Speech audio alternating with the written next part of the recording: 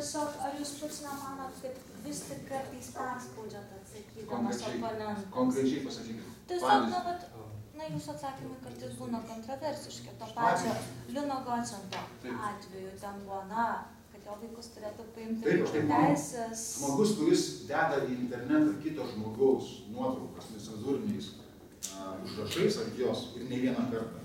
Ar ne? Tai yra žmogus, kuris skatina patyčias. Ir aš manau, kad jis lygiai taip pat tikriausiai elgiasi ir šeimoje. Nes paprastai žmogus yra toks pat. Iš principo, tai, ką žmonės daro internete, tai nėra kažkokia, tai reiškia, daktaro Haido antroji pusė. Tai yra žmogus, kuris toks yra. Tai, ką aš parašiau, iš tikrųjų buvo, toks, tarkim, juodas humoras. Bet aš noriu pasakysime, kad taip daryti negalima. Netgi žmogus, pavyzdžiui, sau leidžia viešai įrašę, viešai, siūsti žmonės, kaip aš sakiau, nepasakysiu antrą kartą, ant 3 raidžių ir rašyti apskritai dar krūvą keiksmažodžių rusiškų. Aš manau, kad tai yra peržengimas ribos tam tikros. Aš vartoju 3 žodžius, aš tai apsakau. Padugnė, atmata ir dundukas. Jie visi yra norminiai žodžiai. Ta pati žodį atmata aš esu rašęs tą patį.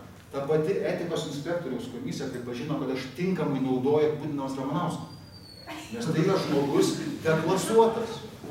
Žmogus, kuris sau leidžia viešai taip elgtis, jis yra iš tikrųjų atmata. Ir pagal žodyną lietuvių kalbos. Komentaras? Jūs tą atmatą įvardinkit žodžiu ša, jūs tą vartojate. Bet jūsų blogė vakar skaičiau apie žmogų, kuris turi rastą tam tikroj vietoj, kuris negali prisimenti. Ir aš ir nesaku ten tų blogo, bet kai skaičiau, tai pagalvoju, jūs kovojate su patyčiom, bet ar pats neįsivelėte į tą patyčių skleidimą tokiais būdais? Pagauni šunį. Taip. Aš tą klausimą labai dažnai girdžiu. Ir aš jį tokią tada iliuziją visą laiką, reiškia, kad aš turiu šunį, vilkšunį, pavyginį vokiečių.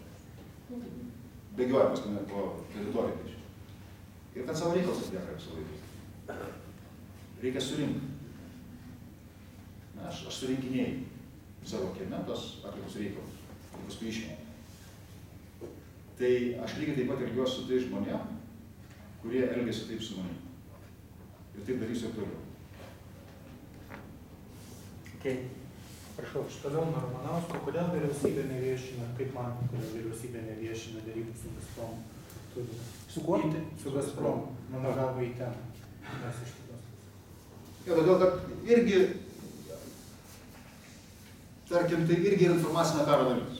Jeigu žiūrėti bendrą kontekstą, kas tam informaciniam kare yra bendra, yra, prisiminkim, pirmiausia, reiškia, čia kam neįdomu apie dujas, aišku, gali būti neįdomu apie energetiką.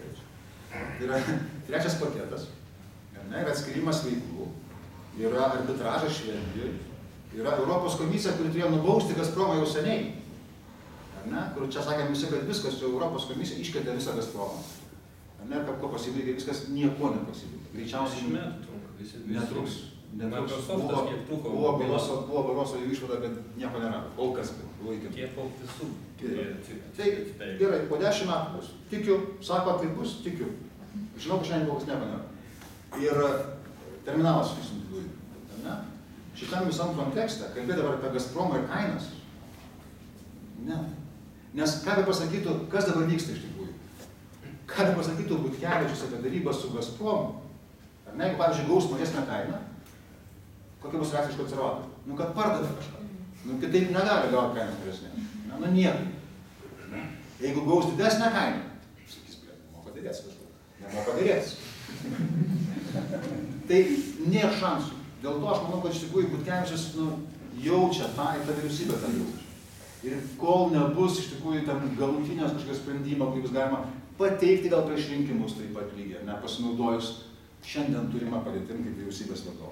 Ir paskelbti, pavyzdžiui, kad įsidarėjom 10 centų mažesnes kainas, sausio mėnesį, pavyzdžiui, sausio gale. Tai tas yra taip pat lygiai karo dalis. Prisiminkim, aš čia nežinau, čia galiu vardinti, prisiminkim žalą dėl okupacijos atlyginimą, už okupacijos metu padarytą žalą. Jeigu pasikeltumėm failus nuo turbūt 98 metų, ten prasidėjo, tai yra kaip. Kai konservatoriai opozicijai rėkia, kodėl vyriausybė nesidera, reiškia, dėl žalos. Atėjo į valdžią konservatoriai 8 metais, aš dabar pirmas pareiškimas, koks tai buvo, pamirškim laikinai žalą, spręskim kitus dalykus, paskui grįžkim. Išėjo opozicija ir vėl, kodėl vyriausybė nesidera dėl žalos. Tai irgi karas. Toks pat lygiai karas. Tai blogiausia iš tikrųjų, kad tame kare šiaip jau, ne, tai ne jie nukenčia dažniausiai. Dažniausiai nukenčia iš tikrųjų kažkas tai kitas. Turiu galvoj visuomenės kažkurį dalis arba grupų. Kaip tai? Jis kėlė klausimą dėl šito, tai su Ivanovu. Kur kėlė klausimą? Kaip Ivanovas buvo atvykęs šiandien. Girdėjot? Girdėjau, bet tai Ivanovo versija. Kad tieks nieko nesakė. Ir kas ko pasibaigė viskas? Tai niekada nepasibaigs taip. Rusija, aš... Kolegos, nesileiskite smulkmenas, neįdomios. Klausime fundamentalesnių klausimų. Prašau, ant žemės sėdintis žmogus. Taip. Aš turiu jaunesnį brolį ir pasakysiu nuoširdžiai. Jam svetima kairioji mintis apskritai. Ir aš nenoriu, kad jis užaugęs balsuotų už konservus. Ar man atjungtiem Facebooką? Aš nežinau, kaip čia gražiau užsireikšti. Jam kairioji mintis. Tai nieko panašiai. Tai reikia atjungti Facebooką ar ne? O prie ko čia Facebooką? Aš galiu pateikti alternatyvų. Tai jūsų broliai metų? Kaip? Kiek broliai metų jūsų yra? 16. Ne? Tai žinot, čia ta taisyklė dar būna, ar ne, apie anarchistus, neatsimenu, pacifistus ir panašiai. Tai yra pats laikas jūsų brolių iš tikrųjų būti liberalų ar anarchistų. Tik tai... Ar jis ilgai gyvena? Labai žydiškas klausimas. Aš galvoju, manotiškai, kur aš kaip pasakiau, reiškia. Žinot, kai ten, tarkim, būna susitikimas, pavyzdžiui, su mokytais. 50 metų tokia pagyvenę, reiškia, ne kaip jūsų brolis, reiškia, jau patyrė, reiškia. Ir klausiu, už ką balsuosi, žinai, sako, man liberalai labai patinka. Nu, sakau, gerai, o tai, žinai, jūs kaip, tos profesijos atstovė, reiškia, ne? Ko jūs tikės iš liberalų? Didesnės pensijos, didesnė atlyginimo. Garantijų kažkokių, tai krepšelio didesnį mokyklai. Atsakymo nėra. Tai kairioji mintis patinka ar dešinioji mintis patinka. Gali tik tai protingas žmogus nuspręsti. Kai supranta, kas yra kairioji mintis ir ką jam duoda, ir kas yra dešinioji mintis ir ką jam duoda. Tai pavyzdžiui, kai liberalai vėlgi grįžta, jis sako, mes prieš PVM lengvatos šildymui panaikinti. Tai aš sakau, aš prieš liberalus. Nes aš, pavyzdžiui, šildausi dujom. Ir aš turiu mokėti visiems jums, kurie gyvena daugiabučiuose, už tą lengvatą, tas 9 procentinius punktus. Ir sakau, nenoriu. O man sako, mokėk vis tiek. O man dujom lengvatas nestaduoda. Tai va čia yra skirstimas į kairę ir dešinę mintį. Kai tu supranti iš tikrųjų, ką ta mintis reiškia. O jūsų brolis tikriausiai žiūri, tikriausiai, kaip nors nežinau, Majauską gal, arba Domėną, ir jam tai yra kairioji ir dešinioji mintis. Bet jis, pavyzdžiui, skaito kokį Ročiščio klubą. Nu tą. Ką skaito? Ročiščio skaito, ne? Tai gyvenimas. Kad skaito, tai puiku žinokit yra. Tegu tik daugiau skaito. Nes blogiau yra nieko neskaito. Ja, kuo daugiau blogų. Prašau. Vyrai, aš tiesiog norėčiau paklausti, ar jūs įsivaizduojat situaciją, kad pas jūs ateis vyrai su tatuiruotais drabužiais. Ir kad tai bus paskutinis reiškinys, kad mes grįšime nuo demokratijos atgal. Čia tie, kurie neša karstus ar kiti? Tai tie tikrai ateis ką nors? Ne, turime galvoj trojkę arba dar kažkokie. Represinės struktūros. Žinot, aš iki šiol visą laiką sakau, kad čia ir yra privalumas iš tikrųjų, kuo Lietuva skiriasi nuo Rusijos. Tai aš manau, kad šiandien turbūt Lietuvoje tas yra neįmanoma. Beveik. 98%. Nors atėjo, pas BNS-o redaktorius atėjo, vis dėlto, ar ne? Ir tas buvo šiaip keista, nes to neturėjo būti Lietuvoje. Lietuvoje, kuri šiandien tokia yra, neturėjo būti. Bet. Ir gal aš taip pasakysiu. Pavyzdžiui, dar Grybauskaitė, jeigu būtų dar 2 kadencijas, aš manau, kad taip galėtų būti. Taip. Po 8 metų ar 10. Po 10, jeigu didelis būtų taip pat, tai galėtų atsitikti.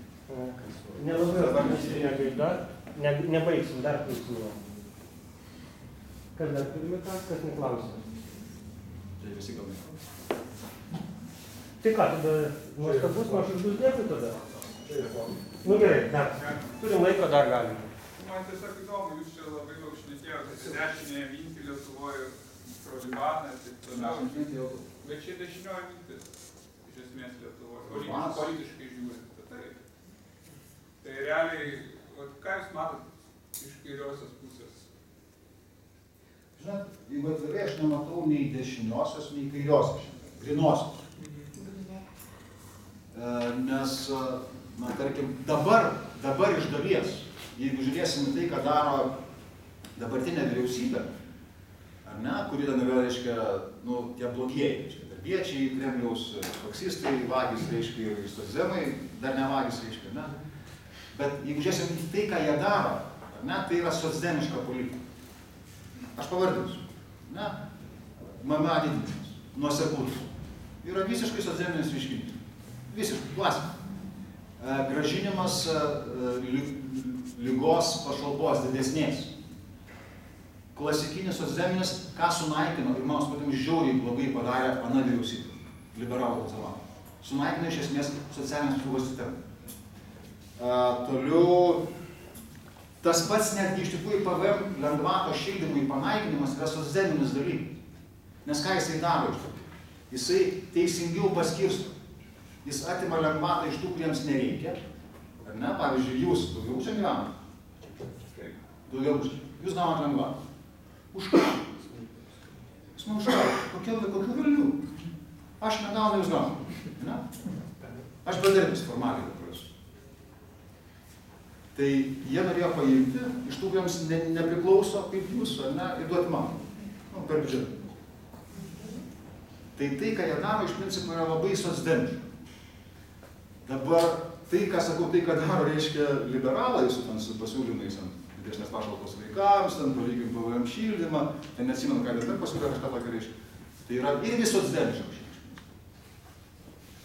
Tai pagal veiksmus aš nematau iš tiesų dešinios minties, išskyrus galbūt konservatorių ideologiją, ne, kurie yra ideologiškai dešinieji. Ne, nes tas, nu, patriotinis, aiškiai, antirusiškas, jo, tai yra dešinios minties dalykai. Bet politiškai tai, ką jie darė? Nežinau. Nežinau, tikrai. Liberalai dar nebuvo valdžioje, negaliu pasakyti. Kaip suprantu, Trolibanas nori užsiklijuoti tą dešiniųjų etiketę, o kodėl jam niekas dar nepriklijavo vadinamųjų našai arba našistų etiketės? Jie atstovauja valdžios poziciją šiaip jau, kuri... Čia šiaip įdomi mintis yra, bet mano, reiškia, aš pasakysiu, atsakysiu klausimą, kodėl. Jeigu priklijuosiu aš, pavyzdžiui, jis sakys viskas aišku, Kremliaus agentas. Jie turėtų patys prisiklijuoti. O jeigu priklijuosiu, pavyzdžiui, jūs priklijuosit, tai ateis ir paskelbs Kremliaus agentas. Ne, tai iš principo ir nebus kas paremė, nes iš čia, pavyzdžiui, čia esančių, netgi tie, kurie jūs žino, ar ne, jeigu jūs, tarkim, paimtų staigiai, tai sakytų, va, jisai yra Kremliaus agentas. Aš labai bejoju, reiškia, bent kokie 5 viešai pasakytų, kad ne. Čia yra bėda Lietuvos visuomenė šiandien iš tikrųjų dažnai, ne? Kad kažkaip ir sakiau, žmonės nelinkia išsakyti savo pozicijos, ne tada, kai jų neklausia, o kartais reikia. Jie linkia palaukti ir palėti, o kuogi viskas baigs. O tada jau galėsiu pasakyti, kad aš buvau su tavim, nieko nesakiau. Taip, kad dariau, tau nelinksma. Dar kas turit kokių linksmų? Prašau. O sakydami viešai, jūs Facebooką ir tą realią fizinę viešąją laikot lygiavertėmis? Jeigu žiūrėti statimiškai, tai yra lygiavertė. Ir netgi daugiau, nes jeigu aš, pavyzdžiui, eičiau Gedimino prospekte ir sakyčiau, ne, ką nors, nu tai mane išgirstų, nu kiek, nežinau, 300, 500, geriausia. Nu, per mugę, tarkim, 2000. Per moderinę žiniasklaidą? Tai čia jau neabejotinė vieša erdvė. Bet Facebookas savo, reiškia, sklaidos galimybėm iš tikrųjų yra žiauriai vieša erdvė. Ir aš laukiu, nesulaukiu iš tikrųjų, bet sulauksiu, tikrai žinau. Reiškia, kai vienas teisingai jau buvo, vienas kai sulaukė. Ir truputėlį retorika žmonių atžvilgių, turiu galvoje užkartą. Na, pasikeitė. Kai gavo, reiškia, teistumą, trupučiuką pasikeitė. Kai gaus 5-6, aš manau, kad supras pagaliau žmonės, kad taip negali. Na, kad tada, reiškia, bus įteisinta, kad Facebookas yra normali viešoji erdvė, kur tu negali sau leisti to, ko negali leisti, pavyzdžiui, čia. Aš jums įdomumo dėlį, aš sakau, neskaitysiu, bet aimas gyvenime. Pabaigai. Optimistinė gaida, kad užbaigčiau. Jo, būtinai reikia. Šitas bus biškė, optimistinis biškė, ne. Čia apie viešąją. Yra toksai žmogus, reiškia, aš atsiprašau iš karto, reiškia, už leksiką. Toksai Justas, X, kuris man siuntinėjo laiškus. Na, paskutinis laiškas, šiaip, aš ją nepažįstu, nežinau, kas toks yra. Ir jo paskutinis laiškas yra toksai.